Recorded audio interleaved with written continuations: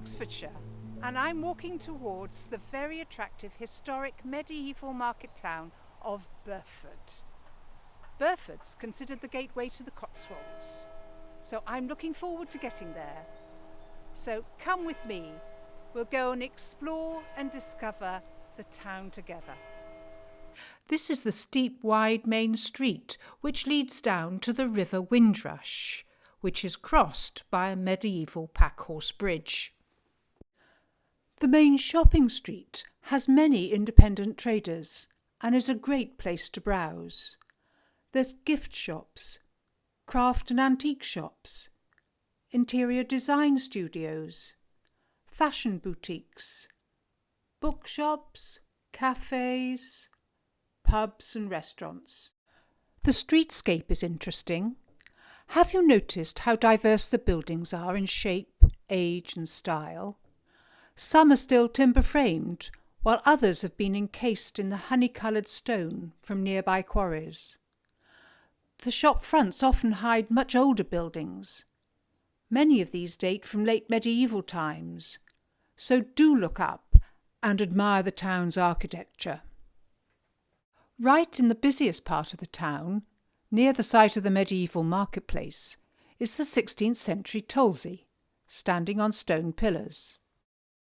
Burford's prosperity was based on the medieval wool trade, and it's here that wool merchants did much of their business, and where market traders paid their tolls. The tulsi has become a local history museum. Many important trades flourished in the town, such as quarrying, bell founding, rope making, brewing, and the making of leather goods. They've gone now, but the farming industry is still very important in the surrounding countryside. The tulsi was alongside the major north-south and east-west cross-country route, which meant that there were many visitors arriving to do business in the town, and trade was busy. This is Sheep Street. And just across the High Street is Witney Street, which was once the main Oxford to Gloucester road before the A40 bypass was built. And ahead you can see the timber-framed and jettied 15th century former coaching inn called the George, which is now shops and offices. This was where King Charles II and his mistress Nell Gwyn reputedly stayed when they visited the town. Here's a map of Burford, looking north to the River Windrush. Notice the position of Witney Street and Sheep Street, once the major important east-west route through the centre of the town.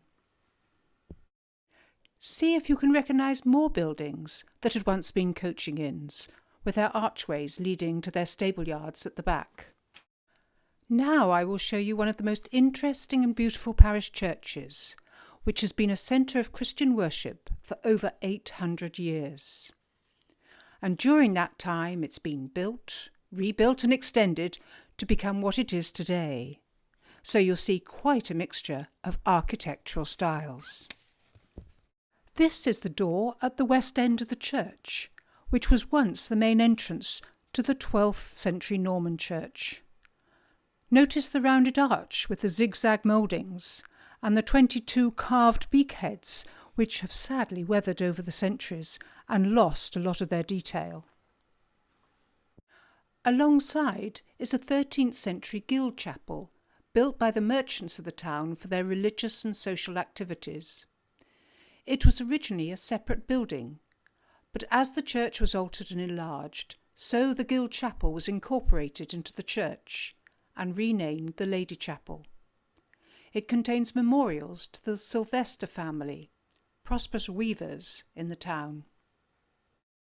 As I walk around the church, here on the south wall is a plaque to the memory of 3 levellers, members of a group of radical dissenters during the English Civil War, who were executed in 1649. They were among a sizable group of the parliamentarian army who mutinied. They had supported Parliament during the Civil War, but now wanted radical reform.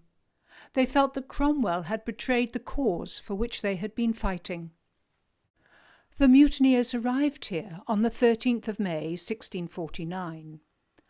Unbeknown to them, they'd been followed all the way from Salisbury by Cromwell, his Commander-in-Chief Lord Fairfax, and others.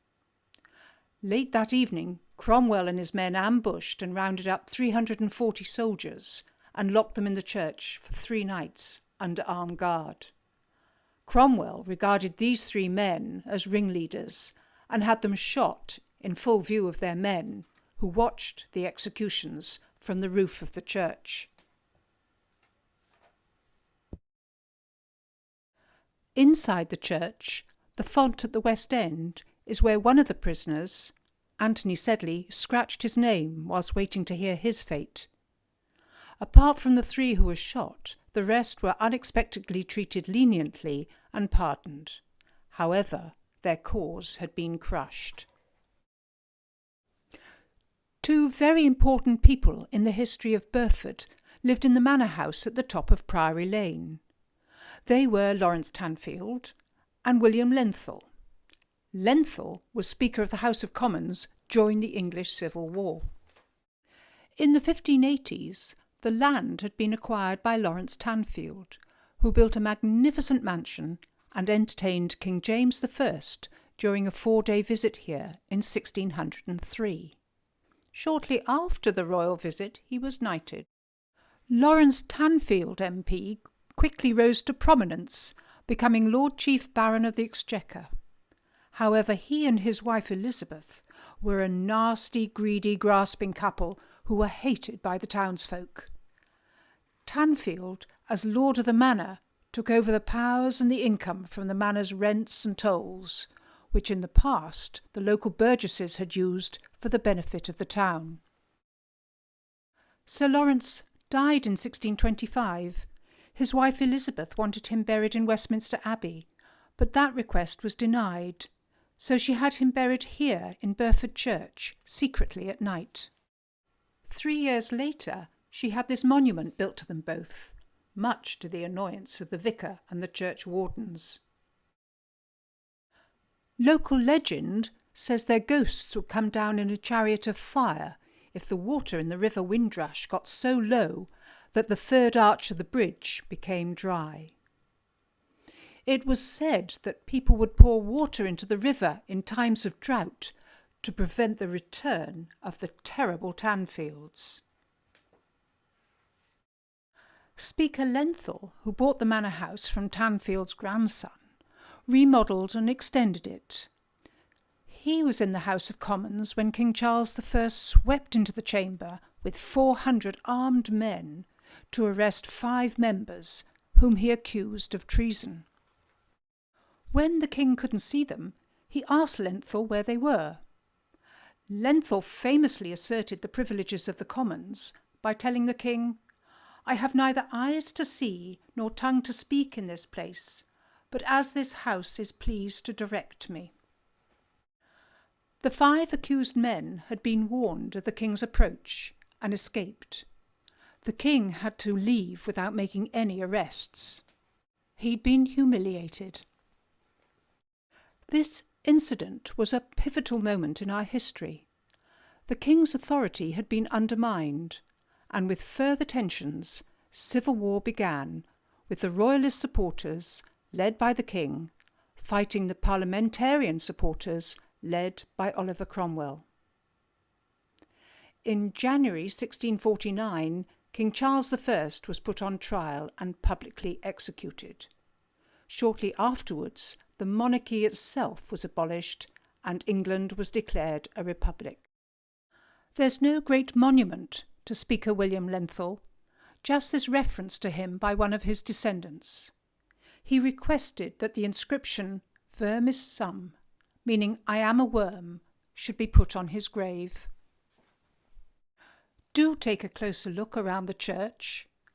This is the Lady Chapel we saw from the outside. Here you can see several memorials to the Sylvester family, and you can see each person's distinctive merchant's mark. These symbols were instantly recognisable by both the literate and illiterate people of the period, and were used by the merchants to mark their goods and their property. The church is decorated with beautiful windows from some of the most successful and prestigious stained glass window makers of the Victorian period, including that of C.E. Kemp, Christopher Wall, John Harmon and Co., and Clayton and Bell. There's so much more to discover here and in the town itself, so I do recommend a visit. My final story is about the artist, designer and craftsman William Morris, who stopped to visit this church on his way to Broadway Tower in 1877. To his horror, he found the vicar scraping medieval wall paintings off the walls. When Morris protested at his disregard for historic work, the vicar supposedly replied, "This church, sir, is mine, and if I choose to, I shall stand on my head in it." Morris left in a rage, and when he reached Broadway Tower, where he was staying, he drafted a letter of protest. This resulted in the founding of the Society for the Protection of Ancient Buildings, sometimes known as the Anti-Scrape Society. You'll discover more about William Morris in the exhibition rooms as you climb to the top of Broadway Tower to enjoy the views. If you're planning a visit to the Cotswolds, I'm sure that you'll enjoy this beautifully preserved part of England and enjoy the special character of each town and village. I'm Anne Bartlett, a qualified Blue Badge tour guide, and my website is www.touringexplore.com.